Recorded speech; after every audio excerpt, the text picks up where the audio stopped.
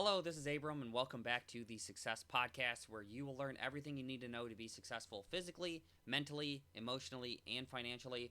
In this episode, I want to talk about dealing with trauma and finding your purpose in life. So it sounds like those might be unrelated, but for me, they are definitely completely intertwined. So if you're someone that has had to deal with like negative thoughts, emotions, a negative past, and you are also looking to find what your calling is in life and what you could do, how you can really stay motivated on a very consistent basis. That's what I'm going to teach you in this episode today. So, if you're not familiar with me, I'm Abram. I have a health and fitness company. It's doing really well financially, but it does really well with helping people fix the underlying mental, emotional, and hormonal reasons for why they put weight on in the first place, or whatever sleep, stress, diet, exercise ailments that they might be running into. So I work with this all the time, like literally on a daily basis. This is something that I'm helping other people go through, and I think it'd be really valuable if you learn this as well. So we will start with trauma. So I'm going to teach you some techniques that have worked really, really well with dealing with trauma. And also some techniques that have worked really, really well for actually getting that purpose and feeling very motivated on a regular basis. And for trauma, let's use me as an example. So recently, it was the anniversary of one of my brother's deaths. He died in a motorcycle accident, and he left behind his wife and kids. Objectively traumatic event.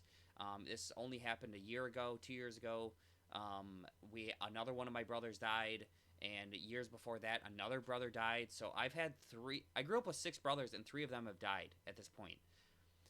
These are objectively traumatic events, and this is one of the techniques that worked really, really well with getting through that and being able to have a life that is not like completely overwhelmingly like destroyed by these events, because PTSD is a thing, having past trauma is a thing, but we have to keep in mind that this is all a mental game. This is all inside of our heads. So if we can fix what's inside of our heads, I don't mean like fix like it's a problem. I mean like if we can have techniques and strategies that actually help you get through your day in a much more productive way and help you feel better on a regular basis, that's the goal. So because it was the anniversary of one of my brother's deaths, there are some things that work really, really well when you're currently going through trauma, when you're like just when you're going through something that's really bad in the moment. There are strategies you can use that would be really effective for helping you get through that much faster. And I'm not saying you get over it, I'm saying you get through it. You're still always going to have those negative emotions, but this is a way to not have negative emotions tied to your daily living and turn a bad week into a bad month, into a bad year, and have to deal with this trauma ongoing forever. And one of those ways is to actually compartmentalize what is going on inside of your life by attaching it to something that you're doing. And this happens unintentionally whether you try to or not. And the problem is people will try to go through an everyday life while going through something very traumatic. So when my brother who died in the his name was Ben. When Ben died in the motorcycle accident, one of the things that I did that worked really well for me, and this is something I've taught, I don't know, hundreds if not thousands of people at this point. When you're going through something that's objectively traumatic in the moment, what you want to do is pick up something new that is an actual action that requires effort to do and is something that you would never see in your daily life. You're like, Abram, what does that even mean? For me, what I did is I started learning about World War II and books, movies, documentaries. I just went really far into World War II things.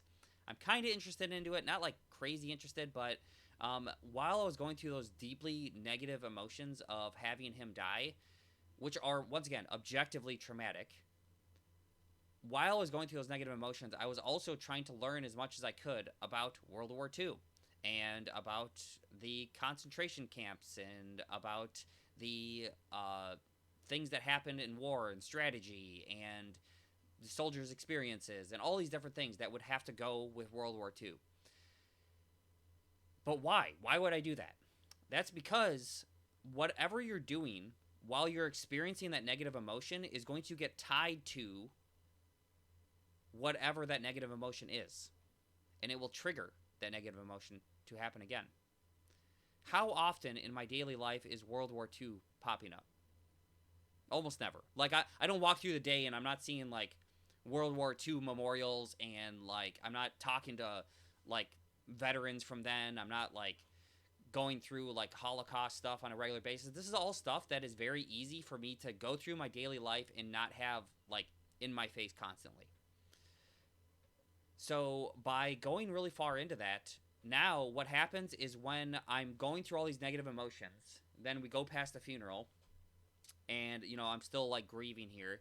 As soon as I stop learning about World War II stuff, stopping learning about that, stopping being actively trying to do that, the emotions that are tied to that also diminish tremendously, because I've been doing those things while I've been feeling those emotions.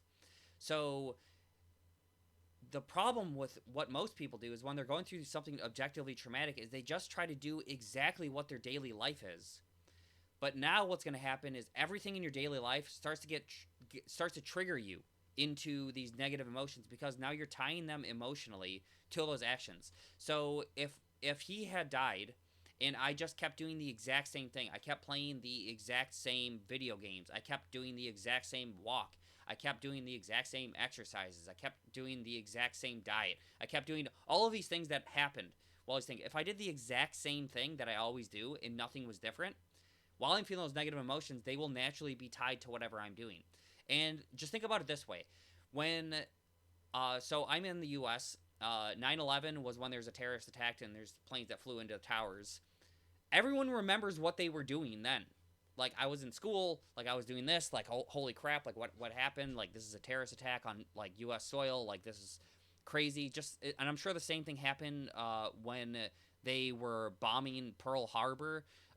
People know exactly what was going on then. And that's because whatever we are doing is getting tied to that emotion. Now we can use your current psychology to your advantage in order to get through that. So one of the best strategies you could do, it doesn't just have to be World War II. You can use anything. I've had people that have done knitting. I've had people that have done new video games. I even did video games. I did a video game that was kind of like an RPG. And I just stayed in that video game as I went through and I was experiencing these negative emotions. Then I stopped playing that video game. Now the negative emotions can also be tied to that as well. But the key is the thing that you pick with trauma has to be something that is not in your everyday life. So if you see this in your everyday life, it's going to be awful. So if I'm like, hey, I eat peanut butter and jelly sandwiches every day, but now I'm eating peanut butter and jelly sandwiches and I'm thinking about how my brother died. Now every time I eat that peanut butter and jelly sandwich, I'm going to get sad. So you have to keep in mind, you have to do something new when you're currently going through something traumatic. And the opposite of that is if trauma occurred a long time ago, the best thing you could do is do a lot more of that thing, because then you no longer link that trauma to that thing. So this already sounds backwards, but once again, there's different strategies for if you're currently going through it or if it was in the past. Let's say your weight, like how much you weigh, is a very traumatic thing for you, because all of your life you were told that it was you're fat, you feel like crap about yourself, your weight is everything, you should be put on diet pills, like they're making fun of you, and that number on the scale is causing a lot of trauma for you.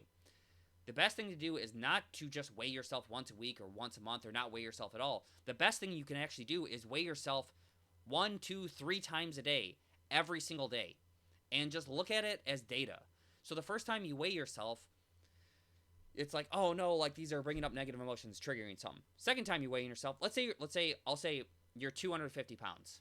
You weigh yourself in the morning, you're 250. You weigh yourself again, you're 251. You weigh yourself again, you're 254. You weigh yourself again, you're 251. And you're like, by the time you weighed yourself the 4th time in the day, you're like, all right, I get it, I'm going to be around the same weight. But now imagine you do that every single day for a month. Weighing yourself 1, 2, 3, 4, 5 times a day. And you're just looking at it. Each time you're looking at it, it's having less and less power. Do you think you're going to be surprised? Do you think you're going to have that same negative reaction to your weight if you're seeing it all the time?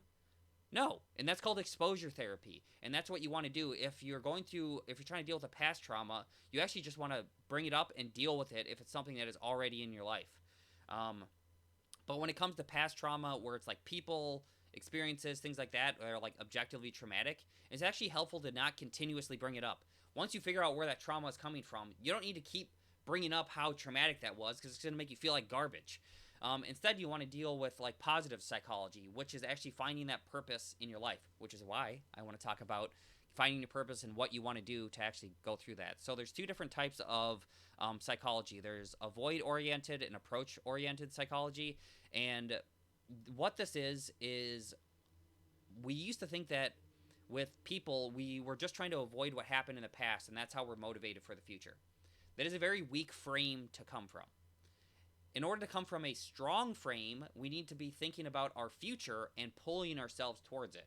Instead of trying to avoid the past, if we try to pull ourselves towards our future, that is how we gain purpose. That is how we gain a good life. That is how we gain motivation, is if we are going towards a goal. And it doesn't even matter what that goal is. That goal could be something as small as, I want to be active on a daily basis, every single day this year. And that's a really good goal. And each day you bring yourself closer to that goal, the more you're becoming the person that you want to become. So when you're thinking about finding your purpose in life, I would not try to think out and be like, what should I dedicate my entire life to? And be like, should I be like a mission worker, or should I be like this Doctors Without Borders? Should I be a soldier? Should I, these things that are like these gigantic life decisions. I'm here to tell you it doesn't actually matter that much what that thing is, just that you have that thing. If you don't have a goal, you can't approach that goal in order to have that positive psychology. You can't approach that goal to become that person. You can control who you want to become because we're always becoming that future person. But we're not always becoming our past person, our past self. So in order to do that, you have to think about who you want to become. And then what you can do is you can actually become that person through concrete actions. But what's most important is that you just pick a goal and then you go after that goal. The bigger the goal, the better, especially if it feels impossible. If it feels impossible but would be fun to do anyway, it's going to take a lot of mental framework, attitude, actions in order to get there. And you can't just think about this goal. You can't just have a goal that's like, I'm gonna live on Mars or whatever, unless you're Elon Musk, in which case just go for it. But like, if you're someone where it feels so far out that you're not going to take any action towards it, it's not the right goal. You need a goal that someone in history has done, ideally, because then you know it's possible. And then you also want to pick that goal that would be fun to do even if you failed. So just the fact that you're trying to become that person is what causes that purpose, is what causes that motivation. But without a goal, you won't be able to get there. So what I would say is when you're trying to find your purpose, plan out your goal. I would say just plan out your goal 1 year in advance, 1, 2, 5 years in advance, nothing that's like for the rest of your life. Because who we are as people, what we want is going to change over time. But as long as you have that one goal and you're clear on what you want, it could be, I want to help my parents retire. I want to buy a new car. I want to, it depends on how big the goal is for you. Like if you've never bought a new car, that'd be a big enough one, but you want it to be bigger and bigger and bigger. And then you want to work on becoming that person that would have to be in order to make that person a reality. So in order to be that person, you have to do what they would do, and then you will have what they have. So those are my thoughts on dealing with trauma and finding purpose in life. I hope you liked this podcast. I have a ton of other podcasts that you can watch on my YouTube channel. Please subscribe, like this video. Thank you for watching.